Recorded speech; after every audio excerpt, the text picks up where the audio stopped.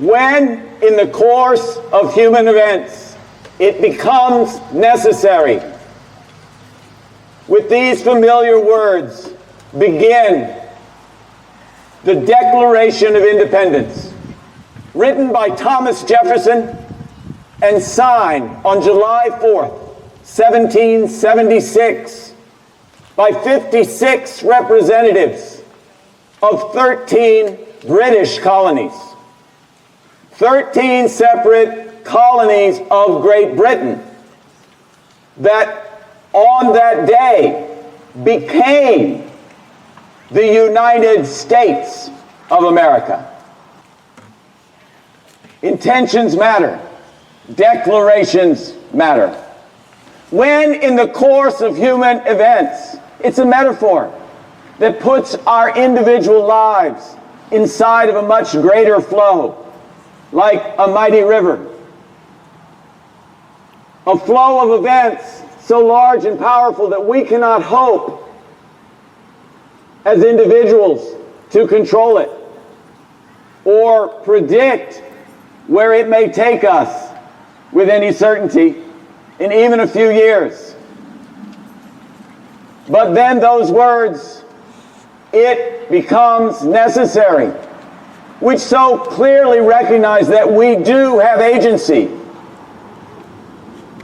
collectively and individually, that even if we cannot hope to fully control the future, still it is our actions that will determine it. Our actions matter. We hold these truths to be self-evident, that all people are created equal, that they are endowed by creation with certain unalienable rights, that among these are life, liberty, and the pursuit of happiness. This is the most familiar passage because it speaks directly to our deep individual needs to be treated fairly, and our moral teachings to do unto others as we would be done unto ourselves.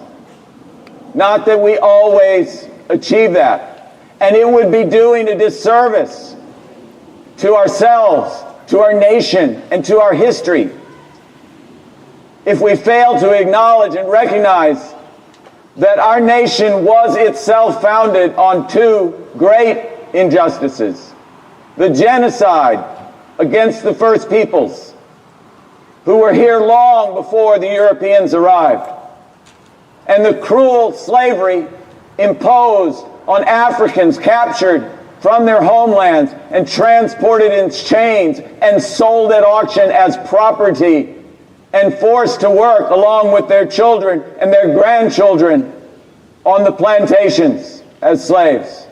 These are difficult and ugly truths about our history, and the impacts of those injustices carry forward to today. It is not unpatriotic to talk about these injustices.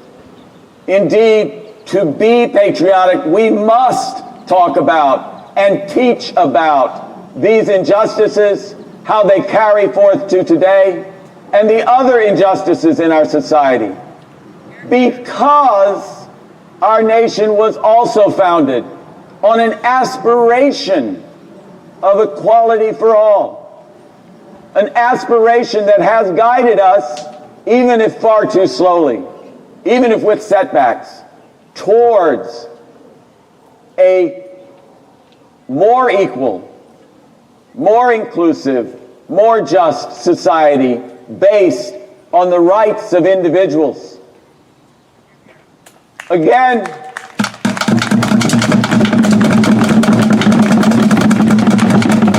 from the Declaration, that to secure these rights, governments are instituted among men, deriving their just powers from the consent of the governed. Consent of the governed is the essence of the founders' argument against authoritarian rule. Consent of the governed will inform the "We the People" preamble to our Constitution.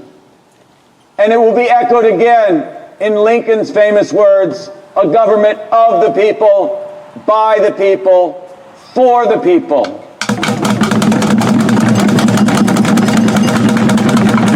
Consent of the governed is the beating heart of a liberal democracy.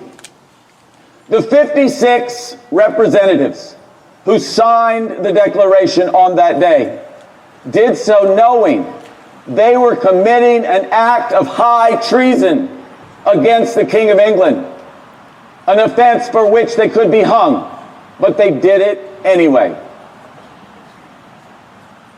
Thomas Jefferson and most of the signers were themselves slaveholders. So we can note their hypocrisy in that regard, and perhaps in others. But their signatures on that document on that day were acts of profound courage that should inspire us today. The signers put their lives on the line to institute a new form of government, not beholden to an authoritarian leader. A new form of government that would inspire other peoples around the world to form their own liberal democracies. A new form of government that would serve as a shining example to all of what could be until recently. We find ourselves now in rather the reverse situation, where we must fight to defend our democracy against the unconstitutional, immoral, corrupt, cruel, and selfish actions of a president who wants to be a king, of a Congress that has abdicated their powers, of a Supreme Court that is overturning established legal precedences in order to elevate the powers of that corrupt individual. Truly, these are again very scary times. It is ironic that we who have for so long called ourselves progressives, and we are, now find ourselves in the role of conservatives, seeking to defend our established traditions and institutions. And far too many of those who have called themselves conservatives are now radicals, seeking to tear apart our institutions and tear down democracy and tear up our Constitution. This cannot happen. We must claim our agency. We must act. Of course, we must work to get out the vote. And we must work to influence our elected representatives. But that will not be enough. We cannot rely on them. We need to rely on ourselves. We need to rely on each other. We need to tap into our collective creativity to come up with ongoing nonviolent disruptions that make our resistance real to those who would intimidate and control us.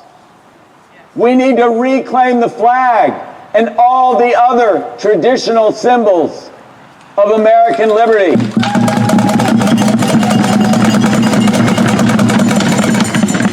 We need to boycott Meta and Amazon and Tesla and all the other mega corporations that are collaborating with this corrupt administration. There was life before Facebook and Instagram. There was shopping before Amazon's one-day delivery. And we can do without it. Those will be the least of our sacrifices. And there will be sacrifices to be made in this effort. And there will likely be retributions along the way. But we cannot stand off while non-citizens who have committed no crimes are rounded up by heavily armed, masked police and put into concentration camps or worse, where even citizens and elected representatives and judges are intimidated and harassed and arrested and detained. We cannot stand off while the rule of law is routinely violated by the very executive branch that is tasked with enforcing it. We cannot stand off while billionaires get more tax breaks paid for by the dismantling of our social safety nets and the rolling back of all the progress that we have made towards universal health care. We cannot stand off as Social Security is threatened, as teachers are censored, as books are banned, as colleges and schools are defunded.